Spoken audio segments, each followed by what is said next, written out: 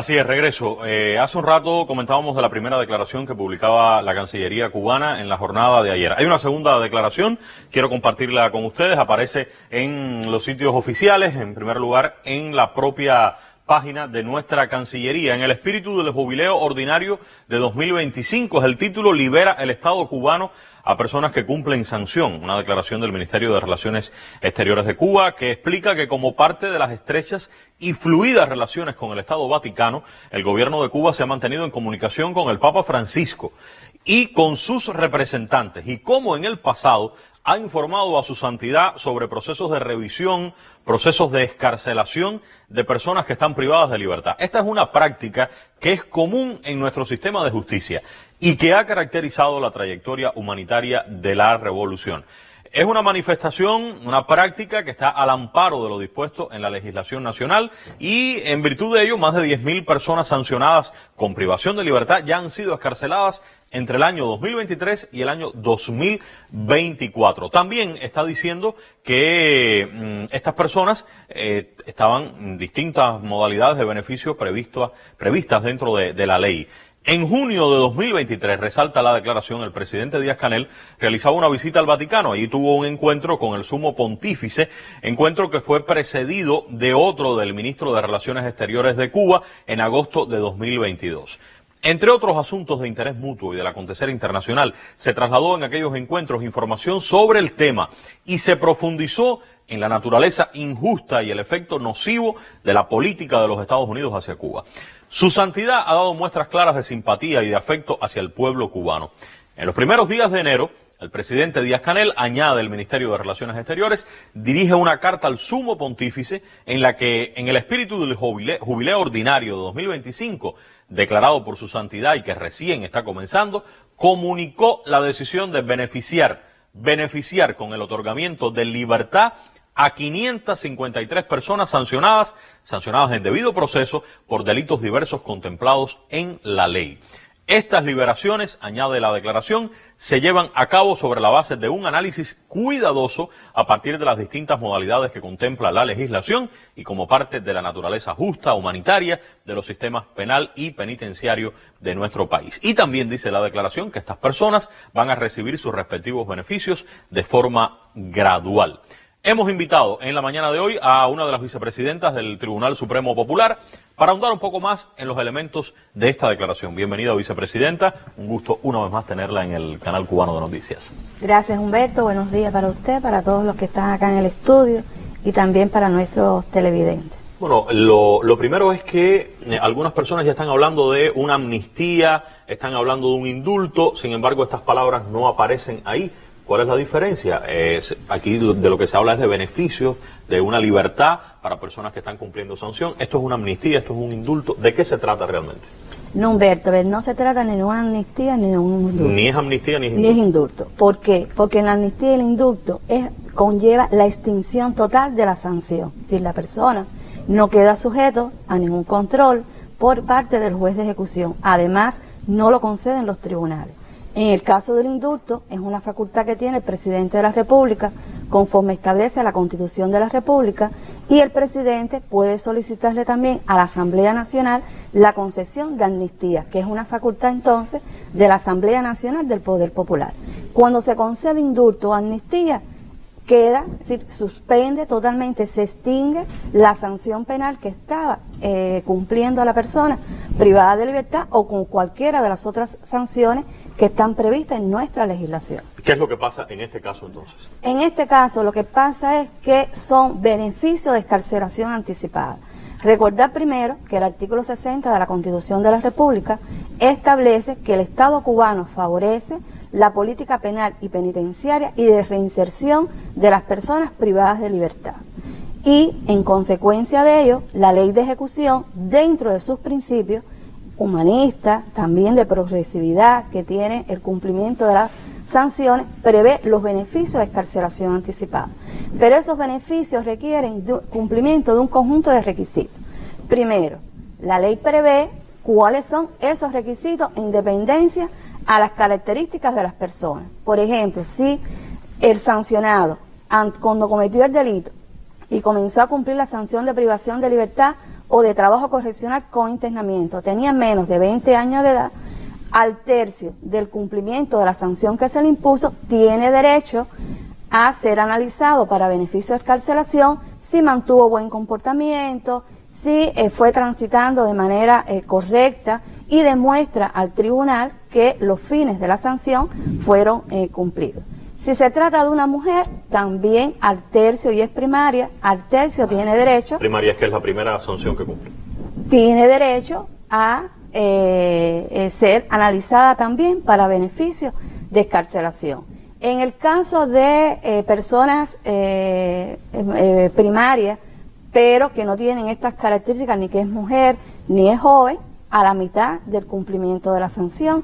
Si se tratan de personas que tienen más de un antecedente penal, entonces tienen que cumplir las 2/3 partes.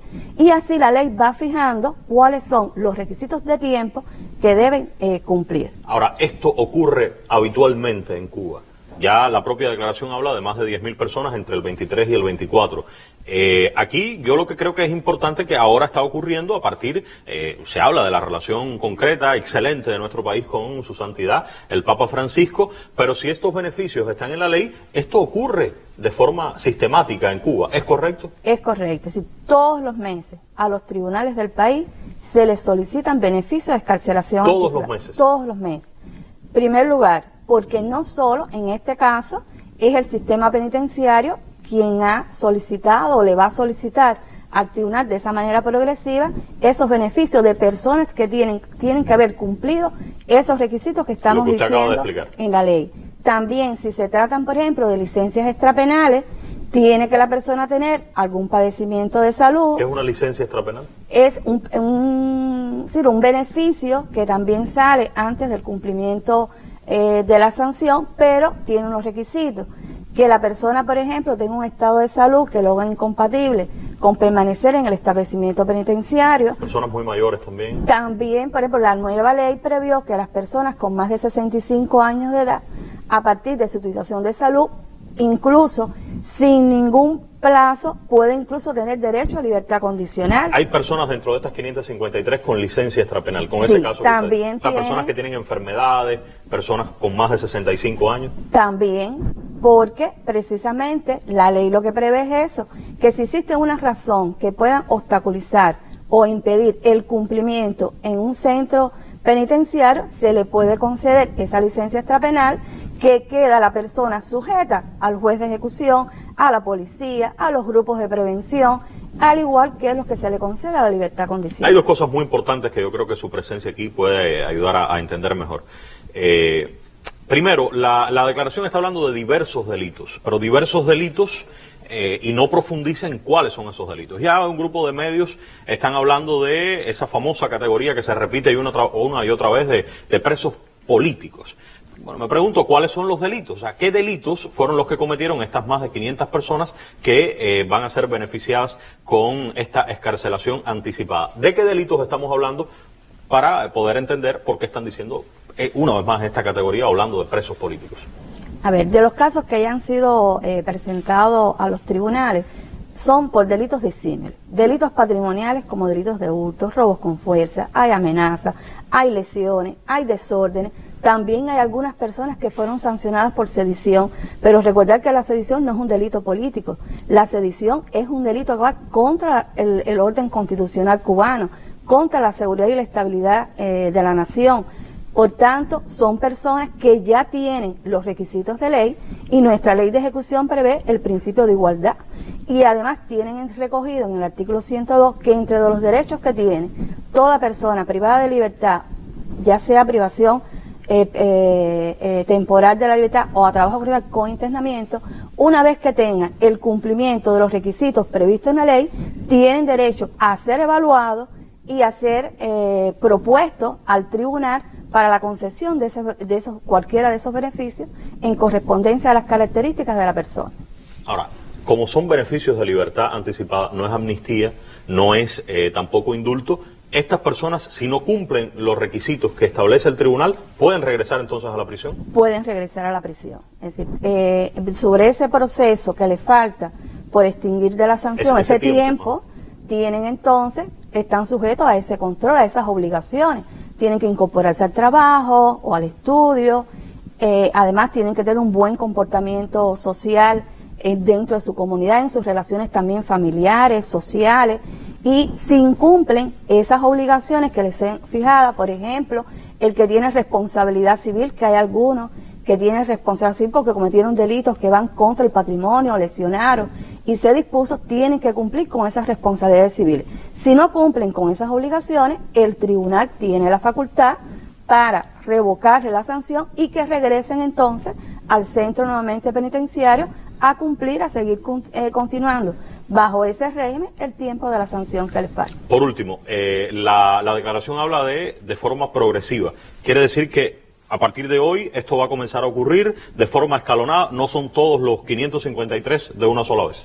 Es así, porque es que la propia ley establece que esa solicitud se tiene que hacer de manera argumentada y fundamentada. Es decir, el Ministerio del Interior, en la base del establecimiento penitenciario, los funcionarios que tienen esa facultad, que ahorita le iba a decir, también los familiares pueden pedir, por eso que todos los familiares, el mismo sancionado, un abogado, si es un ciudadano extranjero, puede pedirlo él, el abogado, el consulado también, cualquier persona puede solicitar estos beneficios que están, por eso todos los meses, constantemente, tanto desde la función propia de los funcionarios de establecimientos penitenciarios se nos solicitan, como cualquiera de estas otras personas, sistemáticamente están. Como es un proceso que tiene que ser con un informe donde conten el cumplimiento de esos requisitos que están establecidos en la ley, que además llevan que el fiscal emita un criterio que puede ser favorable o desfavorable. Es decir, el establecimiento penitenciario, los funcionarios consideran, a partir de ese tratamiento educativo, que ya la persona puede salir, pero la Fiscalía tiene que emitir un informe dando su parecer si está conforme o no, y después tiene que valorarse por el tribunal, que es un tribunal colegiado, donde participan más de un juez, es decir, dos magistrados o dos jueces profesionales con un juez lego. Por tanto, son procesos que hay que deliberar, hay que discutir, hay que analizar si ciertamente están los requisitos previstos en la ley y tienen que salir también por una resolución del tribunal. O sea, en este caso siempre concluye con una resolución del tribunal competente. Competente, que se le notifica a esta persona que se le está solicitando,